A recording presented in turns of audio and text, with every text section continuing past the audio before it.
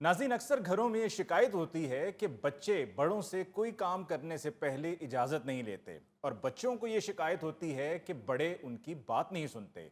बहरहाल ये शिकवा किसी भी तरफ से हो, जहां पर यह सूरत हाल हो वहां पर बहस व तकरार मामूल बन जाती है।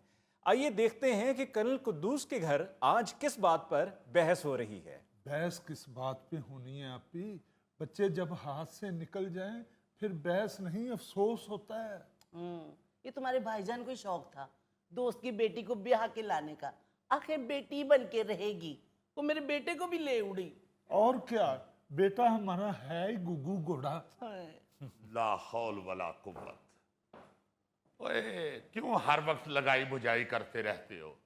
गोश्त खा खा के तुम्हारे दिमाग पे चर्बी चढ़ गई हुई है।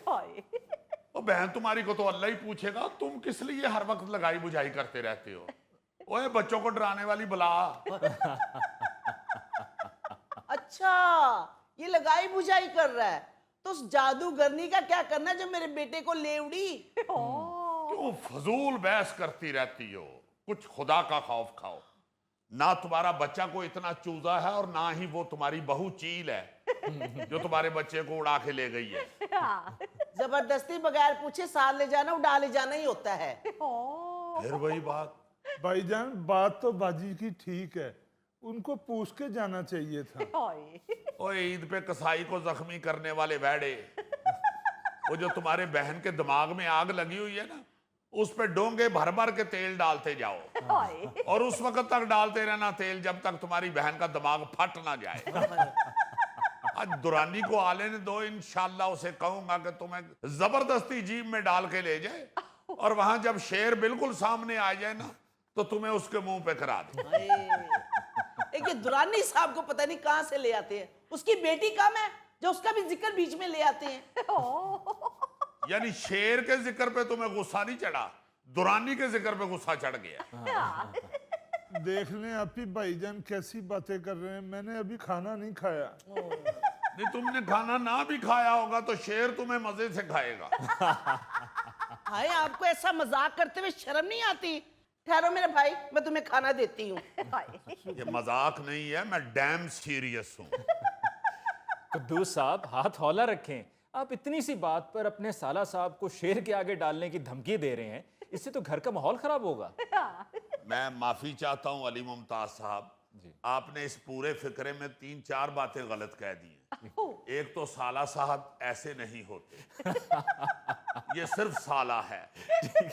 जिनके साथ साहब लगता है उनकी हरकतें कुछ और होती हैं। दूसरी आपकी गलत बात यह है कि ये इतनी सी बात से मैं ये नहीं कह रहा, ठीक है, इतनी सी कितनी सारी बातों से अक के कह रहा हूँ। और तीसरी गलत बात आपने ये की है कि घर का माहौल खराब नहीं होगा। ऐसी चीजों के खत्म होने से घर का माहौल पुरसकून हो जाता है। अब्दुल कुद्दूस, जंगल में भी जब फायर होता है तो एकदम परिंदों की चीखो पुकार शुरू हो जाती है। वाह। और फिर पूरा जंगल पुरसकून हो जाता है। अली मुमताज साहब, आपको पता है कि जंगल में जब खामोशी और सुकून हो तो यह किस बात का इशारा है? नहीं, मुझे तो नहीं मालूम, आप बता दें। मैं बताऊंगा, मुझे बताना पड़ेगा। एक एक्सपर्ट ही बता सकता है। वो सारे परिंदे सहम जाते हैं। अच्छा। और कोई उनकी क्लास में उनका टीचर नहीं आ जाता जो खामोश हो जाते हैं। अच्छा। वैसे दुरानी, माफ करना, गोली तो तुम जाया करते हो। अगर तुम बंदूक एक साइड पे रख के जंगल में खड़े हो के खाऊ भी करो तो जानवर डर जाएंगे। ओहो कर्नल साहब, बाकी जानवर तो डर जाते हैं, बंदर नहीं डरता। बंदर उल्टा मुझे कहता है ओह। वाह, क्या बात है दुरानी साहब, खूब रिसर्च है आपके जंगल के हवाले से। काश कुछ रिसर्च अपने घर पे भी कर लेते तो बेटी को भी रहने के तौर तरीके आ जाते। किस तरह बात कर रही हो दुरानी के साथ? मेरा दोस्त है वो, कुछ ख्याल किया करो। तुम तो इस फूड ब्लेंडर के लिए खाना बनाने के लिए गई थी। गुड, क्या नाम दिया है, फूड ब्लेंडर। हर चीज रगड़ जाता है। जाओ इसे खाना दो जाके, और 2 कप चाय भी बना दो मेरे लिए और दुरानी के लिए। तो थैंक यू माय डियर। मुझसे नहीं बनती 2 कप चाय। एक उस कमबख्त शर्फू को छुट्टी दे दिए, मुझसे नहीं बार बार किचन में खड़ा हुआ जाता। आप ही मेरे लिए तो खाना बना देना था, मेरे पेट में तो चूहे भाग रहे हैं। झूठ, बकवास, गलत। चूहे आम पेट में भागते हैं, गारों में डायनासोर भागते हैं, डायनासोर। बस बस, मेरे भाई को नजर ना लगाना। भाई मैंने आपके लिए ना खाना टेबल पे लगा दिया है। ओ, इसका खाना भी टेबल पे लगता है? घर में खुरली नहीं बनाई? दुरानी साहब, पहले किचन में खड़े होकर ना मेरा दिमाग उबल रहा है, मेरा दिमाग मत खराब कीजिएगा। और जहां पे इसके लिए खाना बना दिया, 2 कप चाय बनाते हुए तुम्हें क्या तकलीफ महसूस हो रही है? बना दो चाय। एक मिनट कुद्दूस साहब, गर्मी सिर्फ मर्दों के लिए नहीं, औरतों के लिए भी होती है। मर्दों का क्या है, वो एसी के नीचे बैठे रहते हैं, औरतें सारा दिन किचन में काम करती रहती हैं और गर्मी बर्दाश्त करती रहती हैं। तो और क्या? चाय ही चाहिए तो प्यार से कह दीजिए कि बेगम साहिबा मेहमान आए हुए हैं, चाय बना दीजिए। कौन है मेहमान? किधर है मेहमान?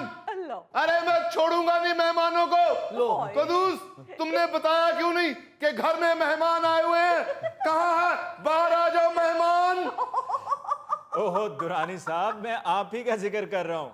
ओ अली मुमताज साहब, मैं मेहमान नहीं, कदूस और मैं दोस्त हैं। अच्छा। और दोस्त भी ऐसे इतने फ्री कि एक दूसरे से मजाक करते हैं, एक दूसरे को धक्के देते हैं, बारिश में नहाते हैं, एक दूसरे पर बारिश का पानी फेंकते हैं।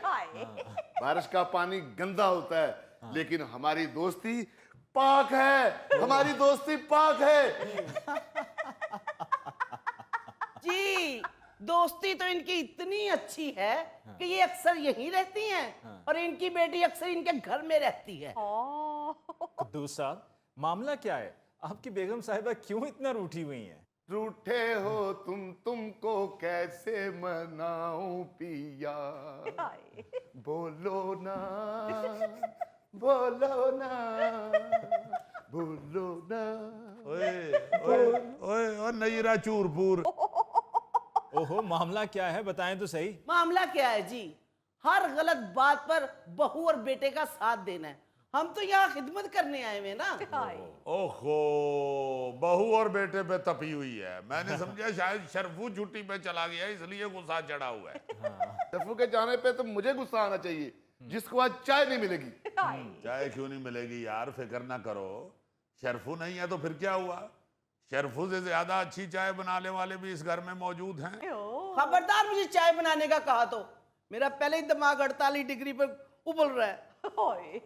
वाकई यहाँ पे तो पारा 48 डिग्री पे पहुंचा हुआ है। हाँ सनी, बहुत गर्मी है यहाँ पे, लगता है जन्नत से निकल के दोजख में आ गए हैं। तो बेटा जी वही रहना था, यहाँ आने की क्या जरूरत थी आपको? ओए एक मिनट